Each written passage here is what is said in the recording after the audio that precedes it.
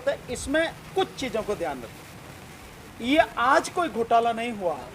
क्या आप लोगों ने कभी जानने की, पूछने की कोशिश करी कि जिस समय ये आंदोलन शुरू हुआ था, जिस समय बाबरी मस्जिद वगैरह ढाई गई थी, विश्व हिंदू परिषद जो है बहुत मुखर होकर भाग ले रहा था, तब भी हजारों करोड़ रुपए का चंदा इसके लिए इकट्ठा किया गया था। कहाँ गया? आपने पूछा कभी?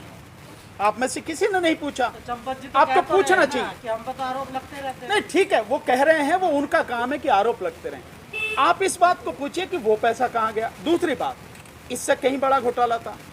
और दूसरी इसके अलावा जो बात है, इसमें असली पहलू ये है कि एक जमीन 10 मिनट पहले 2 करोड़ की, 10 मिनट बाद 18.5 करोड़ की, तो जो सरकार को रेवेन्यू का नुकसान हुआ, जो उसको टैक्स आना था, वो टैक्स कहां गया? क्या सरकार ने उसके खिलाफ कोई एफआईआर की? इनकम टैक्स डिपार्टमेंट ने उसके खिलाफ कोई कार्रवाई की? ईडी ने कोई उसके खिलाफ कार्रवाई की कि ये जो सब हुआ है इसमें सरकार को जो नुकसान हुआ? क्योंकि अल्टीमेटली जो सरकार के खाते में पैसा आता तो वो किसके लिए काम आता? पब्लिक के लिए आता। हालांकि बीजेपी राज में पब्लिक के लिए कोई काम नहीं आता, पर फिर भी सरकार का तो लॉस हुआ था। वो रेवेन्यू जो है वो कहां है, उसके विषय में कभी किसी ने बात नहीं की। तो बात इस बात पर ध्यान देना चाहिए कि ये जो घोटाला है, उसमें घोटाले होते रहते हैं। इतने बड़े बड़े घोटाले बीजेपी ने किए हैं तो बड़ा छोटा सा है। असली बात ये, राम के नाम पे, धर्म के नाम पे तो धंधा चलता है, आपको मालूम नहीं है? एक लाला रामदेव ने धर्म के नाम पे तो धंधा चला रहा, अपनी सारी जो नौन तेल लकड़ी और पता नहीं क्या के बेच रहा है। सर आपने बोला कि ईडी है, इनकम टैक्स है। आपको लगता है कि भारतीय जनता पार्टी की सरकार होने के साथ में भारतीय जनता पार्टी के लोगों के ऊपर ईडी या इनकम टैक्स कार्रवाई करेगी? नहीं, लगता नहीं है। मैं जानता हूं कि कुछ भी नहीं होगा, ना एफआईआर होगी, ना कोई कार्रवाई होगी किसी भी तरह की। आप भी जानते हैं, मैं भी जानता हूं। उन्होंने स्पष्ट कहा, उन्होंने हम नजर बनाए हुए हैं, इनकम टैक्स डिपार्टमेंट की न्यूज है, हम नजर बनाए हुए हैं। नजर तो जन काय पे बनाए हुए हैं, किसी में कुछ हुआ है? आप बताइए, किसी भी चीज में कुछ हुआ है? कहीं किसी चीज में कुछ नहीं हुआ है। आप बताइए, राफेल में घोटाला जब सुप्रीम कोर्ट ही उन्हें बरी कर देती, सुप्रीम कोर्ट उनकी जेब में रखी है, फिर क्या करोगे आप? कोई आज तक आपने देखा है कि सीएजी की रिपोर्ट, कोई भी रिपोर्ट पेश हुई हो, उसमें रुपयों की जगह XYZ ऐसे लिखा हो?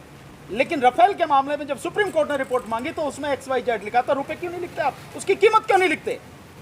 तो ये जो सारी चीजें हैं, बीजेपी के राज में, मोदी जी के राज में, योगी जी के राज में कैसे कैसे घोटाले होते हैं, क्या क्या होता है, और ये सब कैसे आपस में बंदर बांट करते हैं, किसी से छुपा थोड़ी है। और ये सब आस्था के नाम पे, धर्म के नाम पे होता है, और धर्म के नाम पे इनकी दुकान, इनका धंधा बढ़िया तरीके से चल रहा है। अयोध्या में राम के भगवान राम के नाम पर एयरपोर्ट बन रहा है, वहाँ पे जमीनें ली जा रही है, वहाँ पे बहुत बड़ा किसान विरोध कर रहे हैं। क्या आप किसान उनका साथ देंगे? नहीं, देखिए, उनका साथ देना ना देना अलग बात है। मैं आपसे ये जानना चाहता हूँ एक चीज, आप उससे पहले देखिए, जो ये सब कुछ हो रहा है, सुप्रीम कोर्ट का आदेश क्या था, वो जजमेंट क्या था?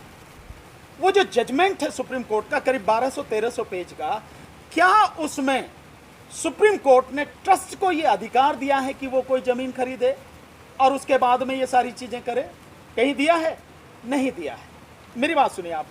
तो जब अधिकार ही नहीं दिया गया, और जो ट्रस्ट आप सुप्रीम कोर्ट के आधार पर, जजमेंट के आधार पर ये सारा काम कर रहे हैं, आपका काम है कि जो जमीन थी वो जमीन आपको दे दी सुप्रीम कोर्ट ने, जितने भी एकड़ थी, आप उस पर उसके हिसाब से जो कहा गया मंदिर बना लो, बात खत्म। लेकिन आप मंदिर न बना के आप जो सारी चीजें कर रहे हैं, ये जो चीजें हैं, ये वाकई में लोगों को सोचना है कि तुम्हें धर्म के नाम पर कैसे मूर्ख बनाया जाता है, कैसे तुम्हारी आस्था के साथ खिलवाड़ किया जाता है। अब रही उसके बाद जो आप उसकी एयरपोर्ट की बात कर रहे हैं, बहुत सिंपल सा है। मैंने भी एक न्यूज़ देखी, शायद NDTV में देखी है। एक गाँव में जो जमीन की कीमत है, वही कीमत दूसरे गाँव के लोगों को क्यों नहीं दी जा रही? क्या सरकार इसका कोई वैलिड कारण बता सकती है? नहीं। दूसरा, एक तो वो कीमत नहीं दे रहे, दूसरा आप धमका रहे हो। तो कैसा तुम्हारा धर्म है, कैसी तुम्हारी आस्था है, किस रामराज की आप बात करते हो कि धर्म के नाम पर आप एयरपोर्ट के लिए जमीन लेने की बात कर रहे हो और लोगों को धमका रहे हो कि इतने में देनी है और देनी ही पड़ेगी, नहीं तो ये कर देंगे? ये कौन सा काम है? मेरा प्रश्न ये था, वो किसान वहाँ के आंदोलन कर रहे हैं, क्या आप लोगों की भूमिका रहेगी? नहीं, हम तो कह रहे हैं, हम तो आवाज उठाएंगे, उनकी आवाज उठा रहे हैं, हम तो अभी भी कह रहे हैं, आपके सामने कह रहे हैं। हम सिंपल बात करें, लोगों के साथ में अन्याय नहीं होना चाहिए, न्याय होना चाहिए। और जब आप रामराज की बात करते हो, आपके हिसाब से, हमारे हिसाब से छोड़ो, हमें तो मालूम है कि कैसा राज होता है रामराज का, और कैसा न्याय और अन्याय, सब पूरा मतलब पूरा इतिहास इस बात का गवाह है, सबको मालूम है। तो हमें बताने की जरूरत है। पर हम तो आपसे कह रहे हैं भाई, आप धर्म के नाम पे राजनीति कर रहे हो, राम के नाम पे राजनीति कर रहे हो, तो आप क्यों अन्याय कर रहे हो? एक गांव के लोगों को जो वो आप दे रहे हो, पता नहीं 1 करोड़ या कितने का मुआवजा दे रहे हो, वही मुआवजा उनको 30 लाख रुपए क्यों दे रहे हो? उनको आप ज्यादा क्यों नहीं दे रहे हो? तो उनकी बात जायज है, और न केवल मैं बल्कि हर किसी को उठानी चाहिए, क्योंकि अन्याय के खिलाफ हर किसी को आवाज उठानी चाहिए। तो मैं तो कह रहा हूं कि उनको भी आप उतना ही दो मुआवजा जितना दूसरे गांव को दे रहे हो। उनके साथ क्यों कर रहे हो और धमका क्यों रहे हो? अगर वो जमीन नहीं देना चाह रहे तो आप कौन होते जबरदस्ती ले लेंगे जमीन? अगर वो आप किसान आंदोलन के नेताओं को बुलाते हैं अपनी आवाज बुलाने के लिए, क्या आप लोग वहाँ जाना नहीं, तो ये तो किसान आंदोलन के नेताओं को बुलाते हैं, तो उनकी किसान आंदोलन की जो संयुक्त संघर्ष समिति है वो इस बात का निर्णय करे। यहाँ तो जो भी कुछ हो रहा है किसान आंदोलन में संयुक्त संघर्ष समिति के अनुसार ही हो रहा है, उसी के अनुरूप हो रहा है। अगर वो ये फैसला लेगी तो उसका फैसला तो मैं समझता हूँ सब लोग माने। सर, जमीन घोटाले पर विपक्ष ने उनसे सवाल पूछा बीजेपी से, तो संबित पात्रा ये बोलते हैं कि मंदिर बनवाने के टाइम पर आरएसएस बीजेपी थी, और कोई छोटा सा घोटाला हो गया तो उस पर रोने के लिए आप ही और सफाई आ गए।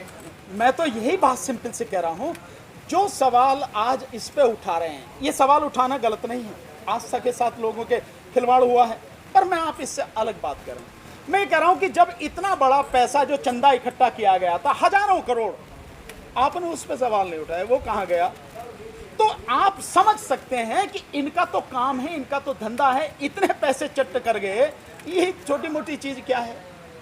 इनसे आप न्याय की और एक सही बात की उम्मीद करो, वो हो नहीं सकती। आपको लगता है 2022 उत्तर प्रदेश के चुनाव होने के पहले ये किसान आंदोलन या मतलब खत्म होगा या बिल वापस होंगे? देखिए, मेरा मानना ये है, मुझे ऐसा लगता है, ये मेरा व्यक्तिगत विचार है, और अब और भी ज्यादा जिस तरह से बीजेपी की आरएसएस की भद्द पिट चुकी है, मोदी योगी जी की पूरी तरह से मतलब थू-थू हो रही है, पूरी दुनिया में हो रही है।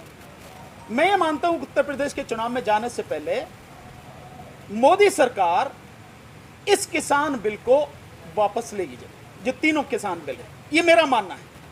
हो सकता है सीधे ले, पर मुझे इस बात में शक है, क्योंकि सुप्रीम कोर्ट में अभी भी मैटर पेंडिंग है। तो संभावना इस बात की मुझे लगती है कि ये सारे काम जो बिल खत्म होंगे, ये कानून खत्म होंगे, वो सुप्रीम कोर्ट के माध्यम से सरकार खत्म करवाएगी, ताकि सरकार अपने आप को बच जाए और ये कह दे कि भैया हम क्या करें, ये तो इन्होंने कर दिया, कोर्ट ने कर दिया। मेरा ऐसा मानना है, ये मेरा व्यक्तिगत विचार है। सरकार पर, आरएसएस पे, बीजेपी पे आपने आरोप लगा दिए कि बहुत सारे लोग हैं जो किसान बिल के समर्थक हैं, वो किसान आंदोलनकारी आरोप लगाते हैं कि किसान आंदोलनकारी आपस में फूट पड़ी हुई है, कोई किसी की टांग खींचता है, कोई किसी की टांग खींचता है, कोई पुनः को भगाता है, कोई मुझे भगाता है, कोई मेरा पीछे आंदोलन में क्या है? किसने किस पे आरोप लगाया, एक तो ये बताएं आप लोग। दूसरा, किसानों की जितने भी जत्थेबंदी हैं उनमें कौन किसके खिलाफ है, वो आप बताएं। केवल बात ना कहें। एक मिनट, बीएम सिंह जी गए, अब नहीं है वो इसका आंदोलन का हिस्सा, कहानी खत्म हो गई। अब इसके आंदोलन के हिस्सा नहीं, नेता होंगे। बीएम सिंह जी किसान आंदोलन के नेता नहीं है। अगर वो किसान आंदोलन के नेता होते तो चाहे जो भी होता, घर में बैठ के बात करते, यहीं रहते। अब नहीं है इसका हिस्सा, तो इन बातों को करने की चर्चा नहीं। दूसरी बात, जितनी जत्थेबंदियां हैं उनमें बताओ कौन किसके खिलाफ है। इसके अलावा जितना संयुक्त संघर्ष समिति है, जो मोर्चा है, उसमें बताओ कौन किसके खिलाफ है। क्या सारे एक आवाज में नहीं है? सब एक आवाज में है।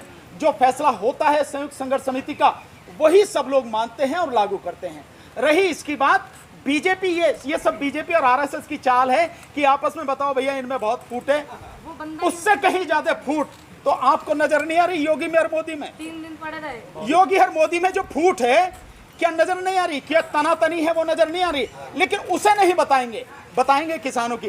किसानों में एकता जैसी थी, आज भी है, बल्कि और मजबूत है। किसानों में कोई फूट ना थी, ना है, और मैं दावे के साथ कहता हूं आने वाले समय में भी होगी नहीं। सर, प्रश्न ये था मेरा, जो किसान बिल के समर्थक है उनका कहना है, आप किसान बिल के विरोध में बैठे यहाँ पे, किंतु किसान बिल के समर्थक उन किसानों का कहना है जो मेरे प्रश्न, आप उनकी बात कह रहे हो जो अपनी ही मौत के फरमान को देख नहीं पा रहे, समझ नहीं पा रहे। उन मूर्खों की क्या बात करनी? हमारा प्रश्न उठाने का काम है सर। आप प्रश्न उठा रहे हैं, मैंने जवाब दे दिया।